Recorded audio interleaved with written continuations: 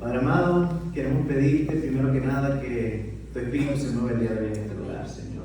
Danos tú el entendimiento que naturalmente no tenemos y hazme un instrumento útil en tus manos, Señor, para que cada corazón aquí presente pueda ser recordado, animado o incluso, Señor, por tu misericordia lo permite el día de hoy, una persona pueda tener un encuentro personal contigo, Señor, y conocerte con la libertad con la que nosotros te conocemos. Ayúdanos y todo esto te lo rogamos en el nombre de Jesús. Amén. Hace poco estaba viendo un video acerca de un grupo de personas que salen a reparar o a actualizar carros que están en mal estado. Recuerdo que fueron a una casa, un vecindario, donde había un señor de una edad avanzada que tenía un carro bien maltratado fuera de su casa. Y llegan y le preguntan si lo quieren arreglar y si él lo permite, si le dan su permiso, y él por alguna razón acepta. Los milagros a veces llegan así, no sé. Y gastan una cantidad grande de dinero en el carro. Le acomodan toda la carrocería, láminas, lo pintan, detalles. El carro es como una Chevy del 80, 70, no sé mucho de carro. Lo que sé que quedó lindo después de todo este proceso. El punto es que una vez que el carro está renovado, se lo traen al Señor. Hubo mucha emoción de su parte, hubo lágrimas, los hijos emocionados. Y no es que yo sea aguafiesta, pero lo primero que me vino a la mente fue: ¿no era más fácil comprarlo nuevo? O sea, tanto trabajo y dinero invertido en un carro que básicamente era un pedazo de chatarra parqueada en un lugar, ocupando espacio. Y esto me trajo una reflexión a pensar de que hay personas que prefieren gastar dinero reparando algo porque creen que es valioso. Es como, obviamente, si no gastar mi dinero en eso.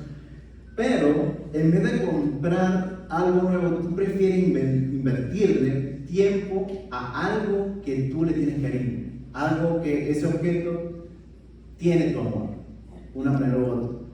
Y obviamente esto es un poquito incómodo compararlo con el amor de Dios, pero permíteme darte un ejemplo de esto.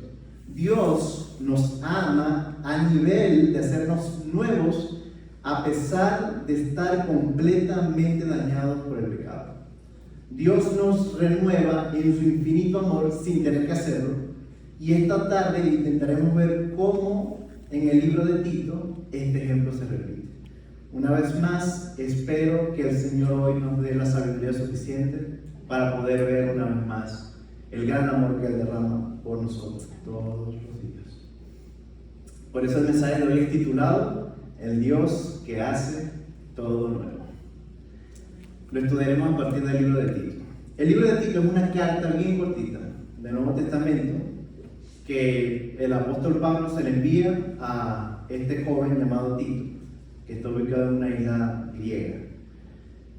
A pesar de que es bien corta, tiene muchos puntos edificantes. Entre la lista más completa que puede ver acá en este libro, es que hay una lista de cualidades que deben tener los pastores y los líderes, ya sea llámese obispo, llámese servidores de mi iglesia.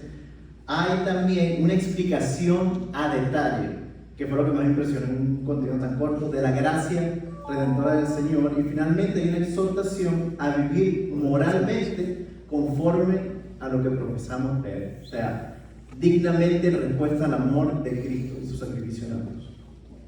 Algo que llamó muchísimo mi atención estudiando esta carta fue el ver cómo en cada capítulo hay líneas que brillan más que el resto, brillas casi resaltadas de color oro, que exaltan cómo la misericordia de Dios puede obrar a pesar de todo el desastre que puede estar ocurriendo en algo. Y espero, y es mi oración, que esta noche podamos una vez más ser cautivados por el amor de Dios.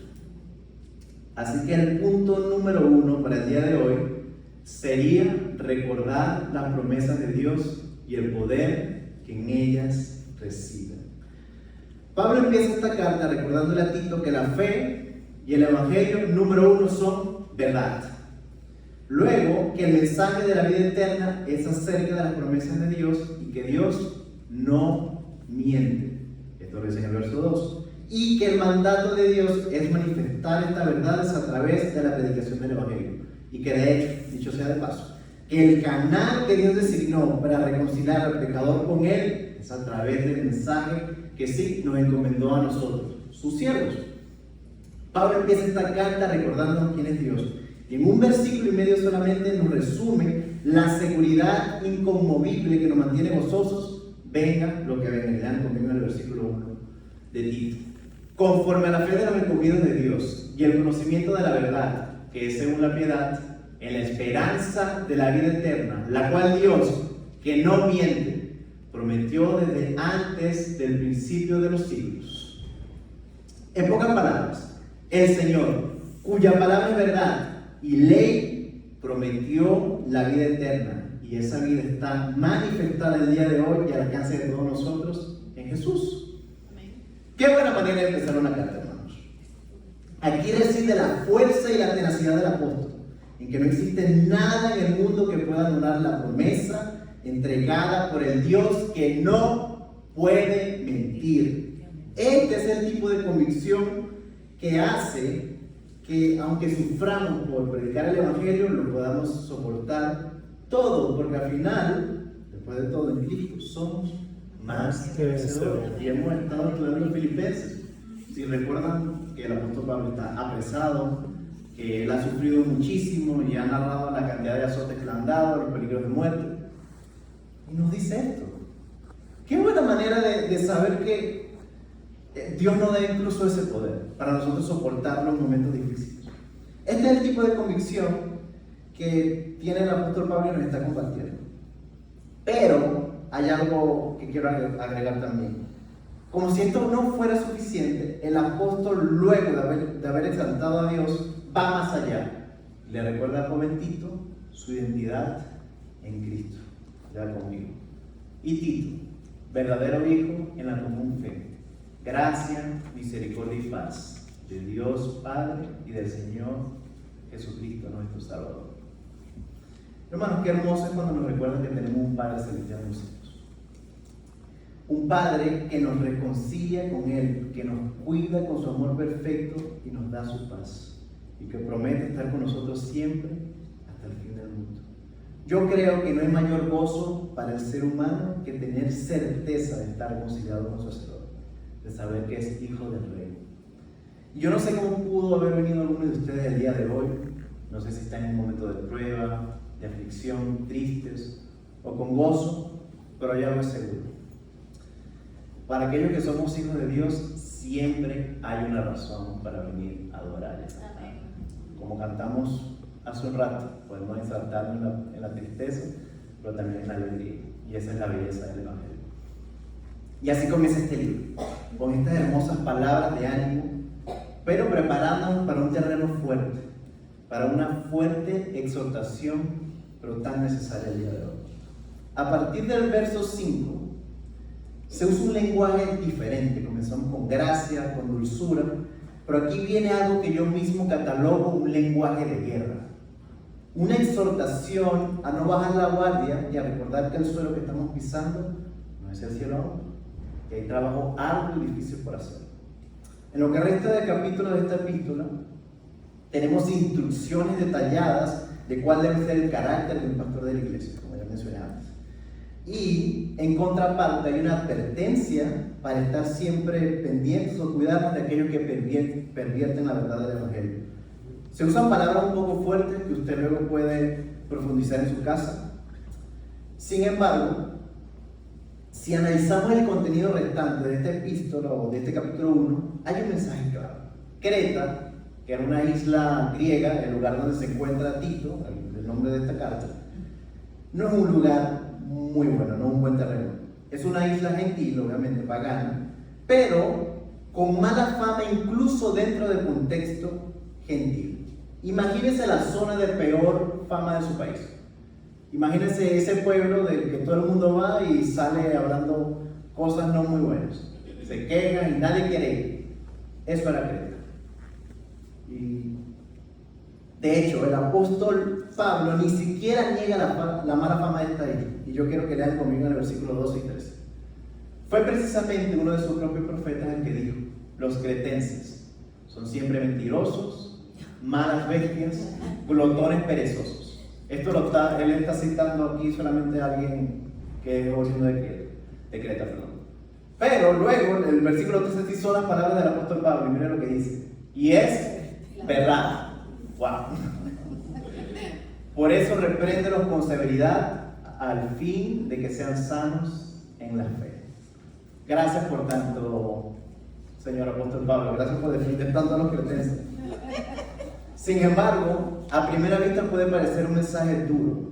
Pues a nadie le gusta que digan algo así de un grupo de personas, ¿verdad? Pero no se pierda de vista que hay un mensaje precioso de un valor inconmensurable dentro de estas líneas. ¿Los cretenses tenían mala fama? Sí. ¿Eran tomados como personas bajas civiles? Sí. Pero el Señor no los rechazó. Él se acordó de ellos y mandó a sus siervos a fin de que pudieran conocerlo a través de la predicación del Evangelio. Incluso, puede que del lugar donde tú vengas sea esa ciudad considerada vil y baja. ¿No te parece hermoso pensar que incluso allí Dios ha alcanzado lo más bajo de vivir en pecadores? ¿Y no te parece aún más increíble que el Señor se deleita en salvarlo, aunque no lo merezcamos? Mire como lo dice 1 Corintios 1, el versículo 28. Y lo vil del mundo y lo menospreciado escogió Dios, y lo que no es, para hacer lo que es, al fin de que nadie se jacte a su presencia. Amados, la palabra de Dios puede bendecir en cualquier lugar, pero hay algo que no se puede perder de vista. Solo se puede renovar y salvar aquello que está defectuoso, aquello que no sirve. Lo que no sirve no necesita regla. Lo que sirve no necesita regla. Por eso a nadie se le ha ocurrido arreglar un carro nuevo de agencia de 2026 y cambiarle la transmisión cuando funciona perfectamente. Por supuesto que no. Solo se arregla aquello que no sirve. Por eso, cuando Dios nos renueva, es porque aceptamos que no servimos como deberíamos. El amor de Dios brilla con mayor intensidad para nosotros cuando aceptamos que lo necesitamos, porque somos por naturaleza malvados. Porque hay algo feo en nosotros que solo Jesús puede sanar. Amén. Que Él solo puede arreglar y reparar. Y saben, el Señor ya ha empezado esa obra el día de hoy. Y es por eso que estoy tan emocionado de predicar en esta congregación en Sonia Adams, porque es relativamente nueva y es un claro ejemplo de que el Señor sigue moviéndose y alcanzando personas. Amén. Gloria al Señor por eso, hermano, el día de hoy. Pero podemos seguir. El punto número 2 para estudiar en esta tarde sería la evidencia. El punto 1 era recordar, el punto de Dios es la evidencia. Luego de que recordamos las promesas de Dios y somos transformados por su poder, las promesas como tal, el testimonio de Cristo en nosotros es la evidencia de que de verdad le pertenecemos. El amor de Dios no solamente alcanza y salva a pecadores, como acabamos de ver, Él también los limpia, los transforma y los capacita para producir buenas obras, que en última instancia son evidencia de que somos salvos.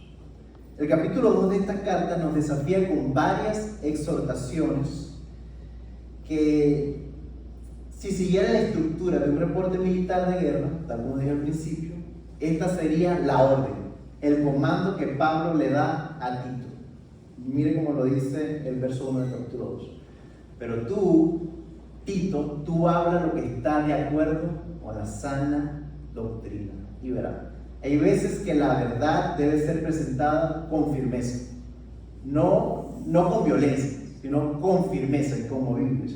Y me encanta la honestidad de Pablo en esta parte. Tú, Tito, tú no vas a hablar como los demás.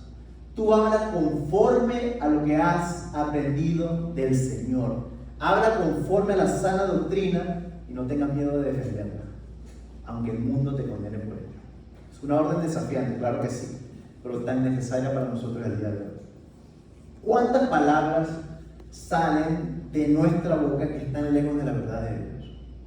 ¿Cuántas de esas palabras destruyen a los demás en vez de edificar y adornar la gracia de Dios. Yo creo que si a menudo recordarnos que no debemos hablar como el mundo habla, sino hablar de las bellezas del Evangelio, de la gracia de Dios, nuestro impacto como iglesia sería un poco más notable. Hablando más de Cristo, para que otros lo puedan conocer.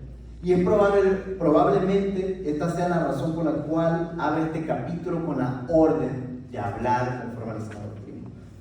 Para recordarnos que nuestras palabras son el medio que el Señor dio para que otros conocieran su poder y su reino.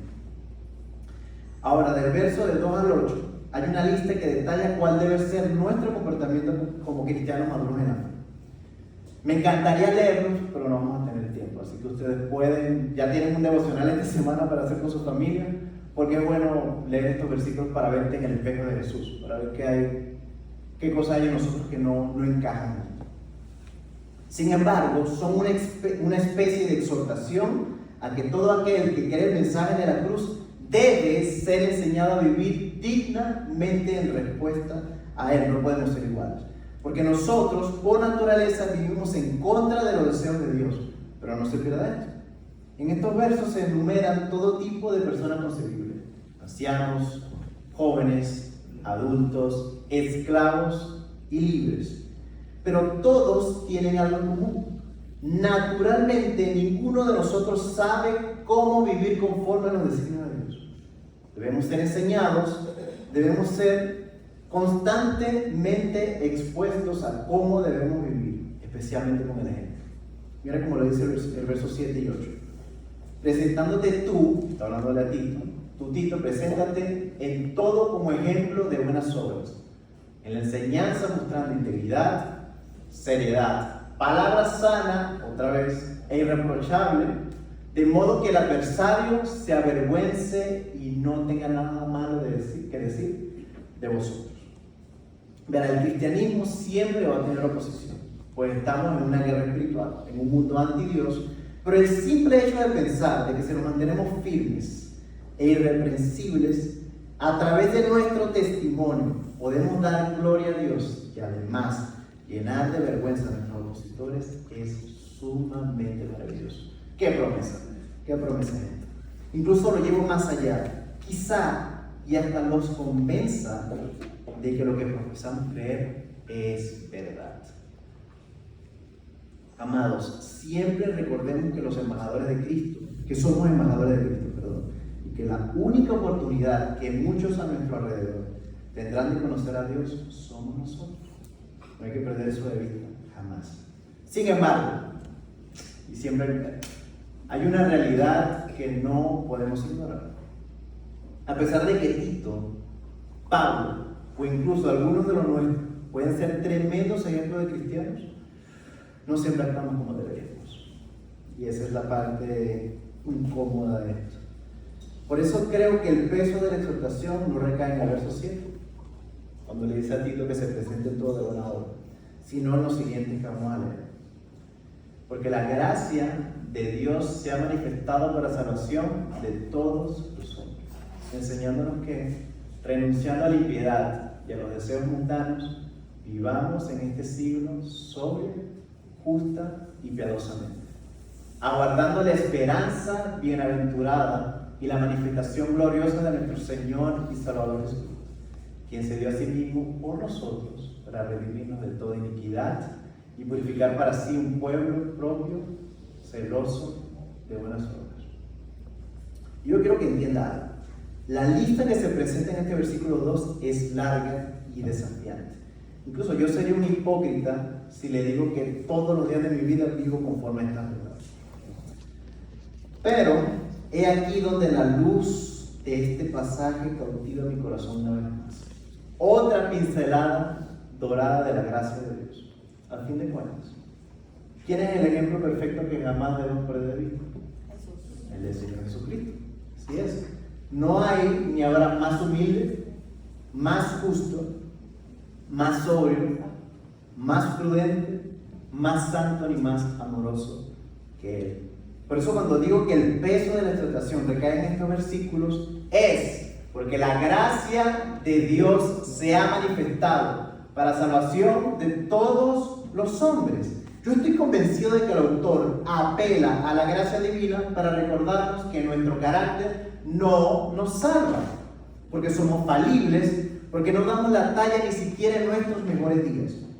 Este pasaje nos recuerda que debemos echar mano de la gracia para aprender a desenamorarnos de este mundo y jamás olvidar que incluso en nuestros peores días, cuando no nos portamos tan bien, Dios nos ama igual, porque no es por nosotros, es su obra en la cruz la que nos hace aceptos delante de Él, porque nuestra seguridad está en Él y no en nosotros. Y así, tal como Jesús hizo ejemplo, debemos esforzarnos en dejar de vivir para nosotros mismos y empezar a vivir para Dios, para los demás. Porque nuestros ojos, poner nuestros ojos en aquel que prometió que volvería, poner nuestros ojos en el cielo y aguardar la esperanza bienaventurada y la manifestación gloriosa de nuestro gran Dios y Salvador Jesucristo, quien se dio a sí mismo por nosotros, para redimirnos de toda iniquidad y purificar para sí un pueblo propio, celoso de buenas obras. Yo creo que entienda algo. Usted no puede producir las buenas obras del que el pasaje habla. No. Usted, una vez que le pertenece a Cristo, Él mismo es el que produce lo necesario en usted. Ese es el testimonio de Jesús. Mire cómo lo dice Juan 15. Yo soy la vid verdadera y vosotros los pámpanos. El que permanece en mí y yo en él, este lleva ¿qué? Mucho fruto. Porque separados de mí, algunas, pocas, muchas, nada pueden hacer. Esto es lo que significa ser nuevo en Cristo. Es ver la obra de Él en nosotros. Es ver hacia atrás y reconocer que ha habido un cambio en nosotros. Es reconocer que somos diferentes gracias a Él y darle toda la gloria que se merece. Por eso, gracias por haber visitado. Pero quiero dejar muy en claro esto para que no haya confusión. Nuestras obras no son las que nos salvan, solo son una evidencia del poder de Cristo en nosotros. Son la evidencia de que le pertenecemos. Como dijo una vez nuestro amado pastor Robert, nuestros frutos mostrarán a cuál árbol estamos arrimados. O sea, al árbol de pecado o muerte, o a la vid verdadera que es Jesús. Hablando de árboles, hay una historia que quiero compartir. A veces, por no decir siempre, no quiero mentir, mi esposa y yo hacemos hiking. Vamos a caminar en algún sendero para romper la rutina.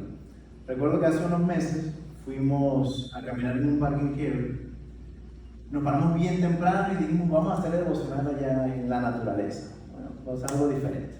El punto es que tuvimos un tiempo hermoso, caminamos un par de millas, nos sentamos en unos banquitos que encontramos. Y luego de leer el devocional, levantamos nuestros ojos y lo primero que veo es un árbol como el que va a aparecer en pantalla. Puede parecer un árbol normal, porque probablemente es un árbol común, pero yo nunca había visto que un árbol pueda nacer doblado para que después se enderece. Eso yo jamás lo había visto en mi vida. Puede que yo sea un ignorante, ¿no? Pero yo jamás había visto algo como esto anteriormente. Y me pareció, lo primero que vino a mi mente fue el dicho, bien como un palo que nace doblado, jamás su tronco endereza. Y yo vi esto y dije, bueno, como que no es 100% aplicable a todos los casos. Pero mire, el Señor me ministró una vez que me puse a detallar con mi esposa este árbol. Hermanos, todos nosotros somos árboles doblados, sin remedio y sin ninguna esperanza.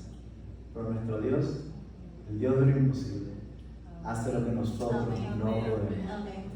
Con todos y cada uno de sus hijos, a través del Espíritu Santo, Él nos regenera. Contra todo pronóstico somos hechos nuevos. Nuevas criaturas somos en Él. Árbol que nace doblado, jamás su tronco endereza, dice el dicho.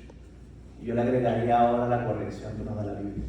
hasta que Cristo interviene. Amén. No hay árbol suficientemente malo y feo que Jesús no pueda arreglar, porque hay más gloria, gracia y amor en Él que pecado en nosotros.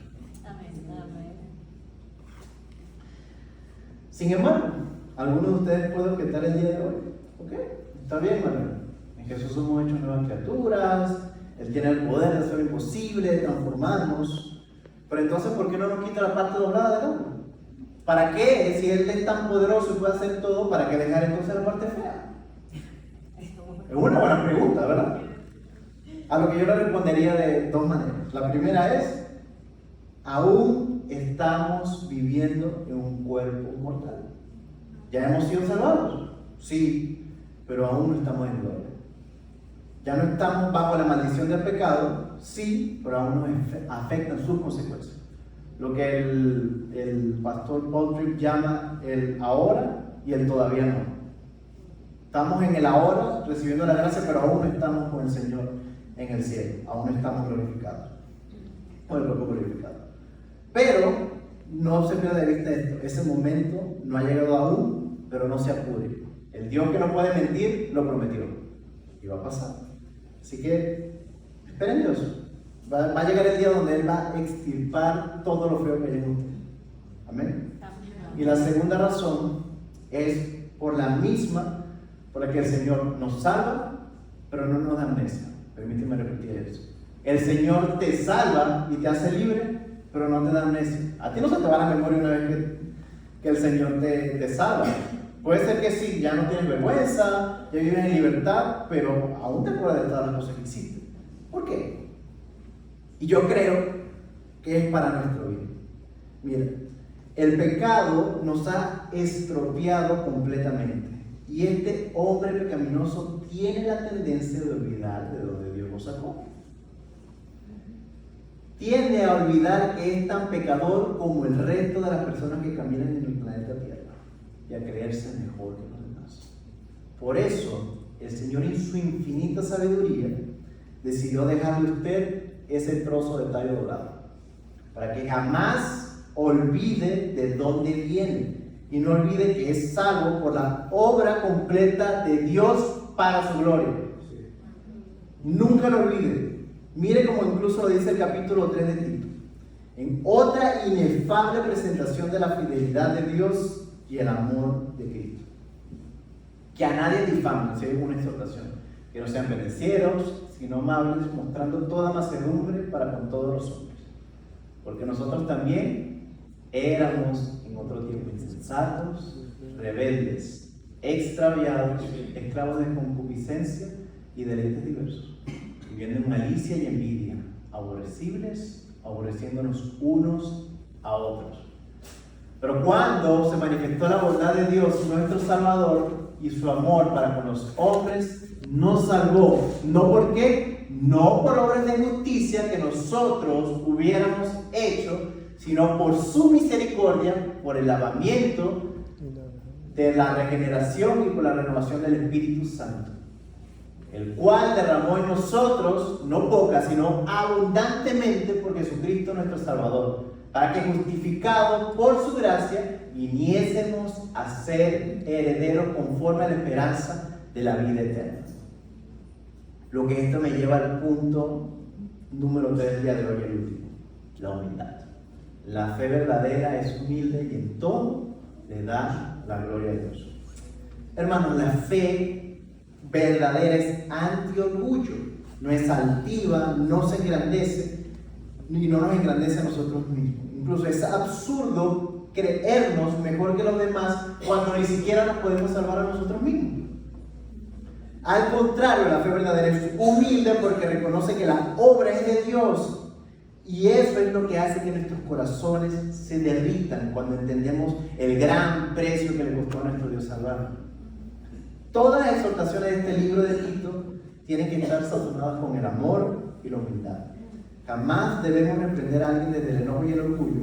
Siempre debemos hacerlos en amor y en mansedumbre, porque nosotros también éramos en otro tiempo insensatos, rebeldes, extraviados, esclavos de concupiscencia, deleites diversos, viviendo en malicia envidia, siempre aborrecibles. Y déjenme decirte algo, el único que puede salvar a un pecador del narcisismo y el orgullo es Cristo. A Él sea la gloria por los siglos. Dios verdaderamente hace la diferencia. Pero si algo se quiere, quiero que se lleve en el día de hoy. Usted puede olvidar todo lo que dije en el sermón, así que enfóquese en estos puntos para que se lleve algo. Si algo quiero que de verdad se lleve, es que Dios literalmente promete hacerle a alguien nuevo, alguien como Él. Cuando Él interviene en tu vida y te transforma de maneras inimaginables, Él te hace más blanco que la nieve. Y lo que a mí más me impresiona es que también te da una nueva identidad. Él te llama hijo e hija, hijos del Dios viviente. Piensa en un momento, de hija e hijo de Dios, hijo del Creador del cielo y de la tierra, hijos de aquel que no miente ni puede mentir. Deja de buscar en otros lugares la seguridad que Dios te ofrece. Deja de afanarte buscando significado y propósito en algo que no es Jesús. Deja de desgastarte intentando ser mejor persona cuando el Señor ya promete cambiarte de adentro hacia afuera una vez que confías en Él. Él hace nuevas todas las cosas. Y ese corazón rebelde o de piedra, como dice el profeta, Dios te lo promete y quiere quitarte y ponerte uno de carne, uno que sea como el de Cristo, uno que se parezca a Él. Permite hoy que Dios te transforme. Ya no te resistas. Ya no te resistas. Ven a Él. Toma un momento allí donde estás. Cierra tus ojos un momento. Yo quiero que le confieses al Señor algo que no hayas confesado. Pídele perdón por algún pecado que no has querido dejar, pero también con fe, con convicción, pídele que te haga libre.